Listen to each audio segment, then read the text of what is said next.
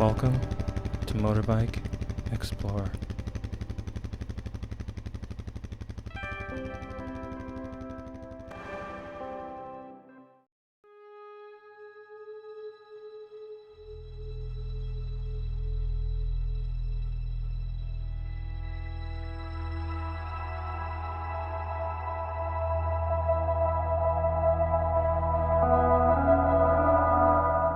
I have never been to a pyramid site before.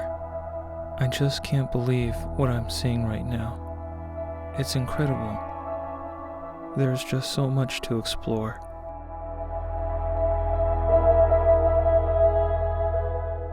I feel like I'm dreaming.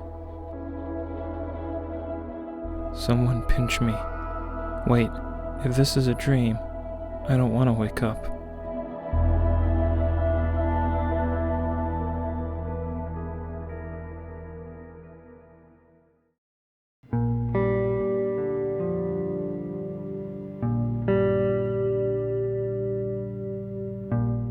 From San Antonio, I headed to Corpus Christi before making my way across the border town of Reynosa.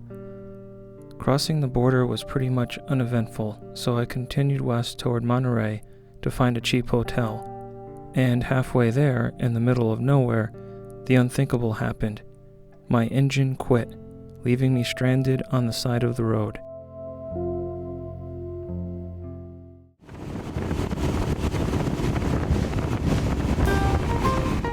On my first day in Mexico, I did not have a working phone, had just a few pesos, and could barely speak Spanish. It was a hot 91 degrees, and all of a sudden my engine just stopped. I had no idea why. At first I thought maybe I lost ignition somehow. Maybe there was a loose connection somewhere. It's probably just something simple and I'll get back up and running in no time, right? But when I looked down at the engine, I saw that gas was pouring out of a vent tube on my carburetor with a decent amount of pressure. You have to act fast in situations like this, so I quickly grabbed my fuel jug to catch any precious gas I could.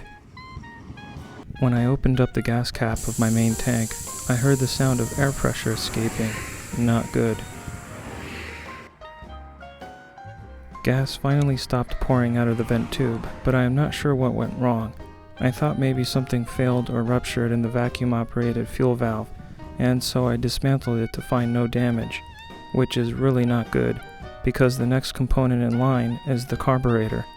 This meant I had to take apart the carburetor, and I was not going to do it on the side of the road. After 45 minutes of trying to flag someone down, a tow truck pulled over and took me to their service station at around 7 at night. I diligently removed the carburetor and dismantled all that I could, only to find no damage and fuel in places that shouldn't have fuel. I dried all of the parts and just started reinstalling everything back on the bike. What ended up happening is that this vent tube on my gas cap had its check valve closed due to the fuel vapor pressure of the very hot outside air temperature. With pressure nowhere to escape, it caused my carburetor to burst. I ended up replacing it with just a plain hose with no check valve.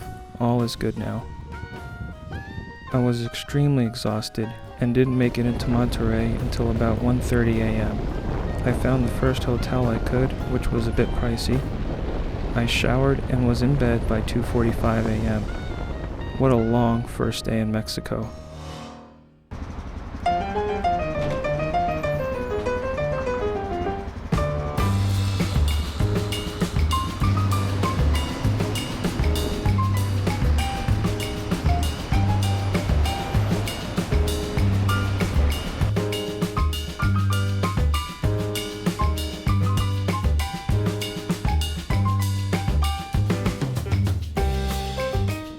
It feels good to be up and running again.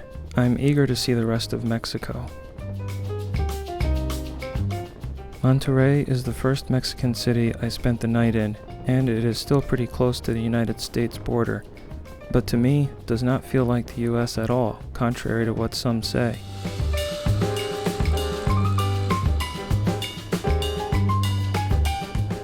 border town of Reynosa that I crossed into was a lot smaller than Monterey, and less orderly as well.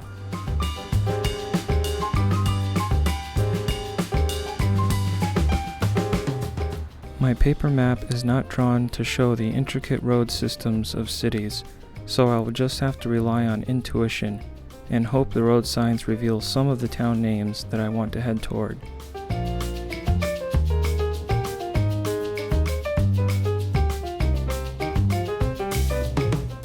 Monterey definitely has that big city feel with its big box stores, fast food restaurants, zippy traffic, and pedestrians moving in every direction. The large mountains certainly add a unique backdrop to this developed metropolis of 4.5 million people. The road signs are different and are a bit confusing to me at this point. I am mainly using the mountain ranges as my guide to get me into the direction in which I want to go, which is south.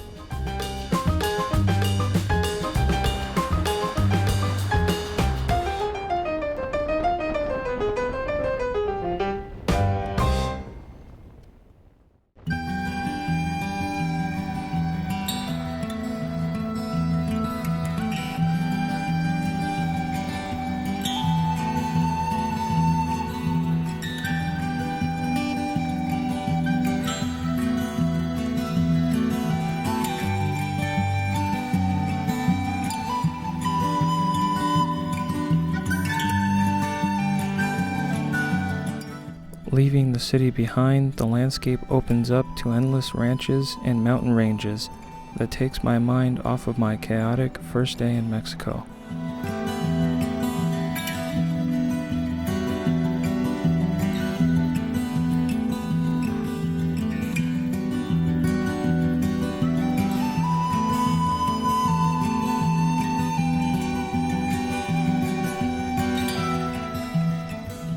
I am headed south towards an area on my map that shows there is camping available.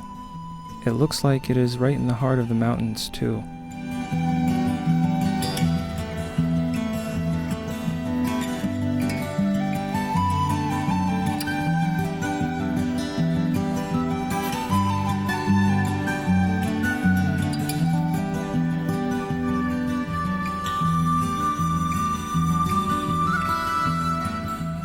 I've been following Highway 85 from Monterey to Ciudad Victoria. The camping spot I am looking for is not far from a town called El Chorrito.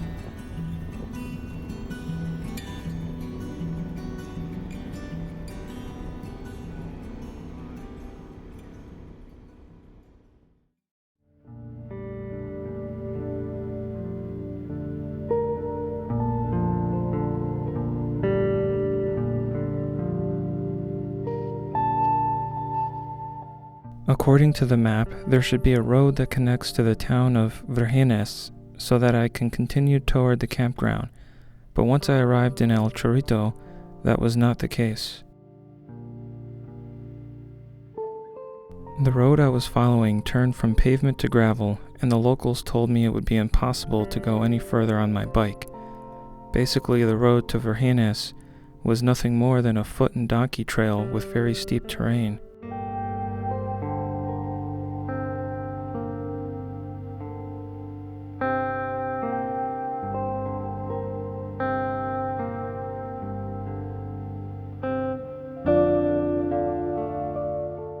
So with no other options, I turned around and backtracked to Highway 85, which ended up being about an hour-and-a-half detour altogether.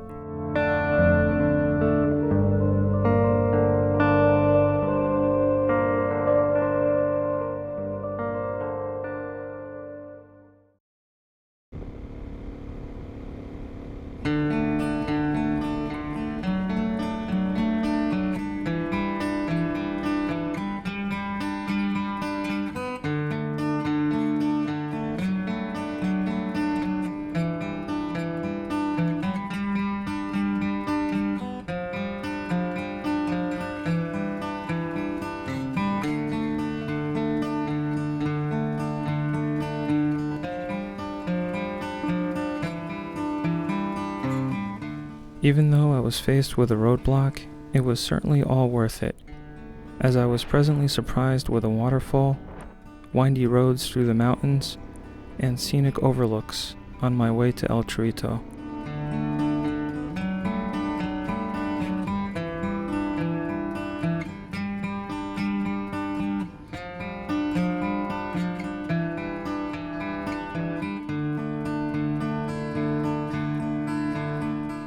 Any day spent on your motorbike on a beautiful day in the countryside is a good day in my book.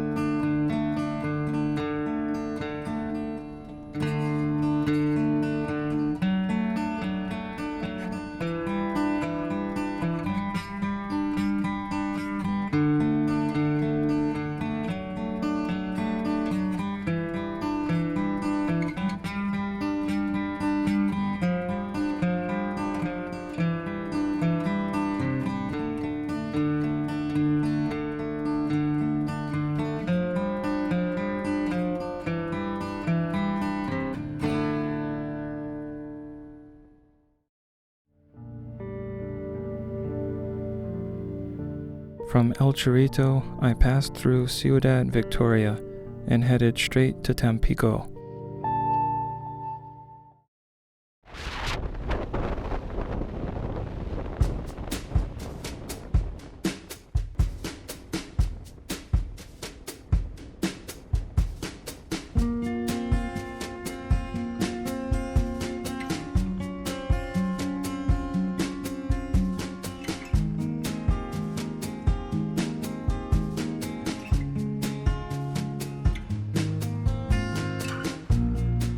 As I made my way south and east, the luscious green mountains were replaced with vast open plains.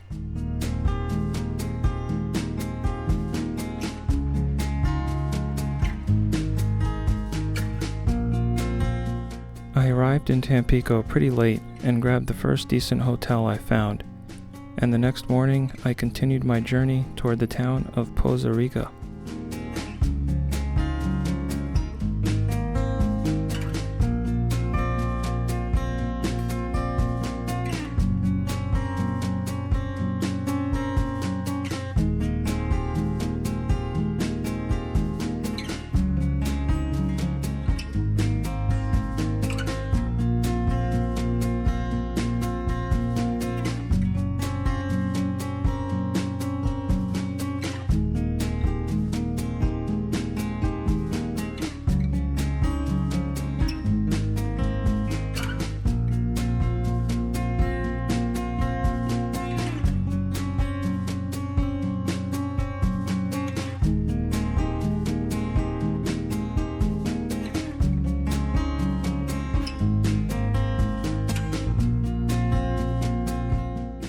The roads through central and northern Mexico are very much different than the United States.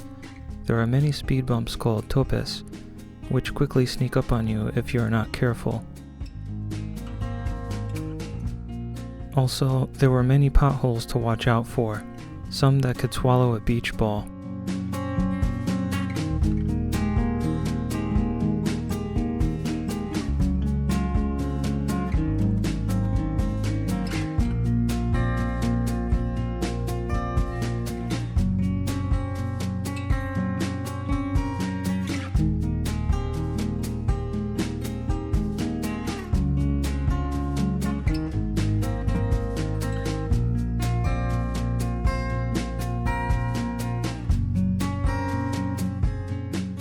The city of Costa Rica was a very lively one, like Monterey, just not as large.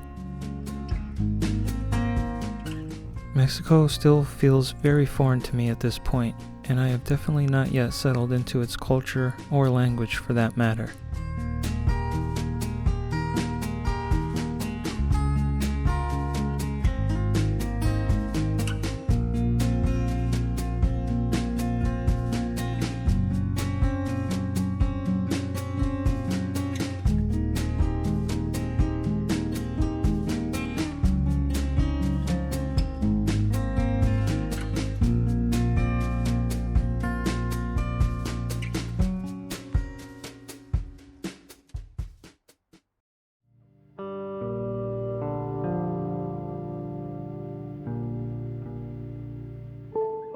I will be using the town of Costa Rica as sort of a base camp for visiting my first UNESCO site in Mexico, the Pyramids of El Tajin, which is only about a 45-minute drive from my hotel.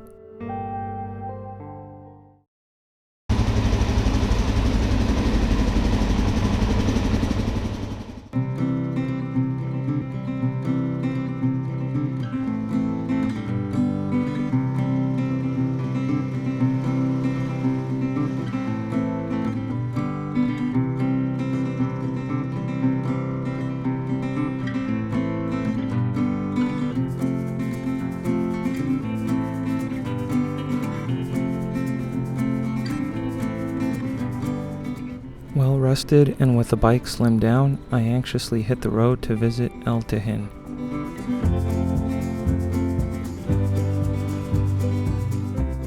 The streets of Costa Rica were a lot quieter this time of day, so hopefully I get to the pyramids without much delay.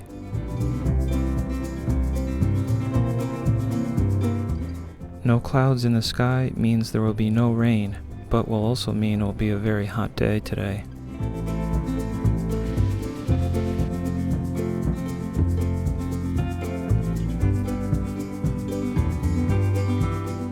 Another great benefit of being on a motorbike is that you can squeeze through just about any kind of traffic jam.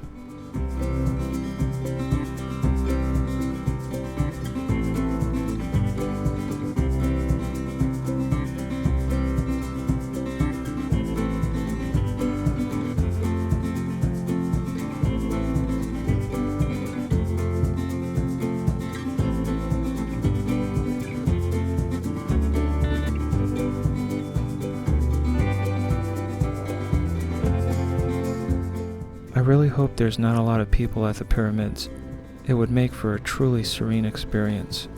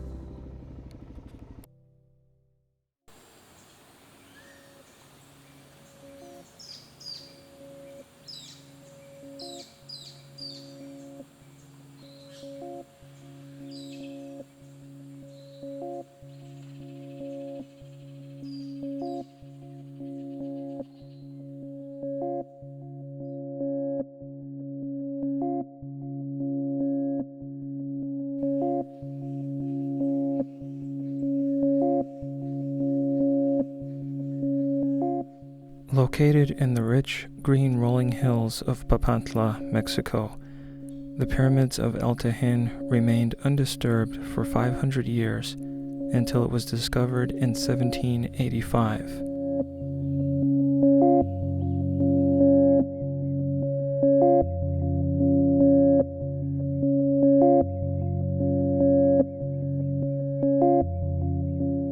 The discovery of oil in the region facilitated the construction of roads between the 1920s and 40s, which allowed for further exploration and the excavation of the ancient city.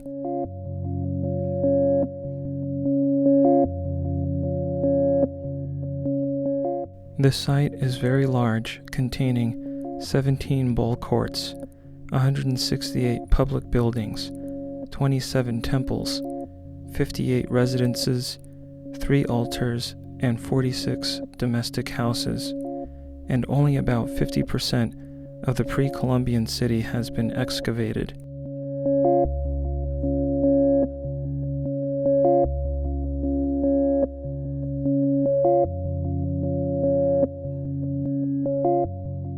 The city thrived during the time between 800 to 1200 AD, and was then destroyed when the region came under rule by the mighty Aztec Empire. The architecture is unique in that the pyramid structures feature steps, niches, cornices, poured cement and forms, paintings, carvings, and low reliefs which contain vital information of the rituals and daily lives of the city's inhabitants. These features make this site very unique compared to the other pyramid sites in Mesoamerica.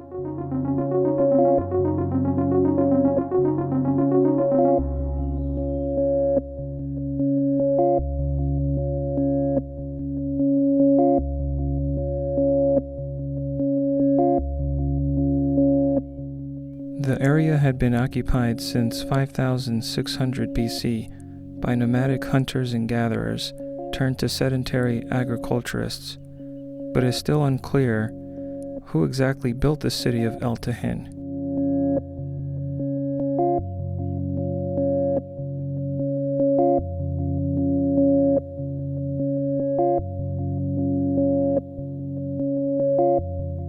When the site was discovered, it was known by the local Teutonic people whose ancestors may have built the city, but strong evidence suggests that the area was populated by the Huastec at the time.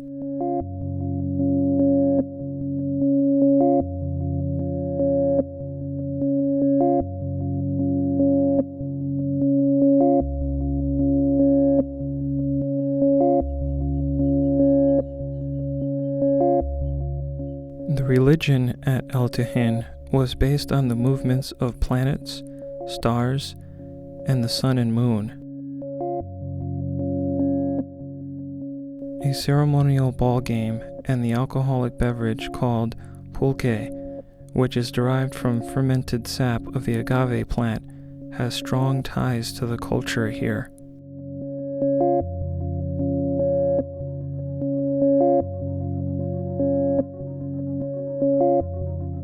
The rapid rise and large size of the city was mainly due to its strategic location along old Mesoamerican trade routes.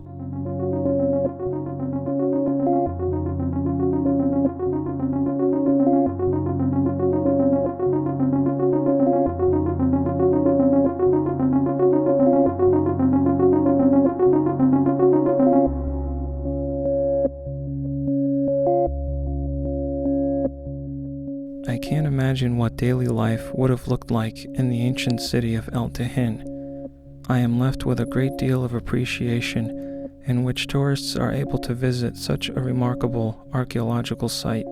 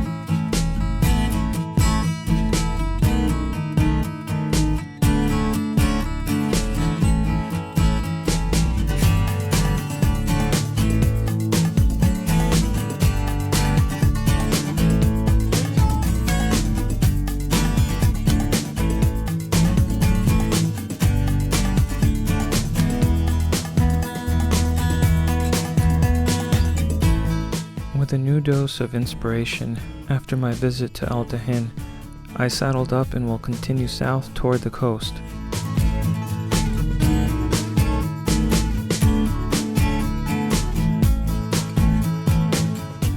Thank you for joining me on my trip so far through northern and central Mexico.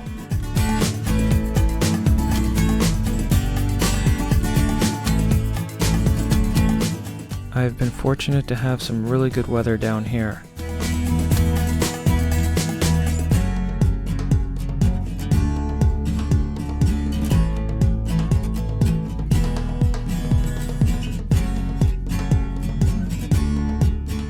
I am not sure what will be waiting for me as I explore new landscapes and new cities.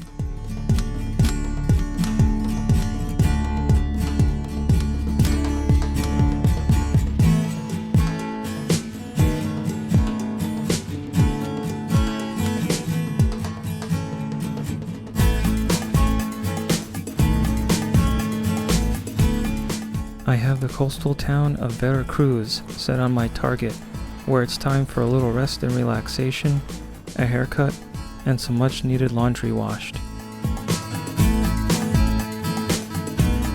Stay tuned everyone, and don't forget to subscribe.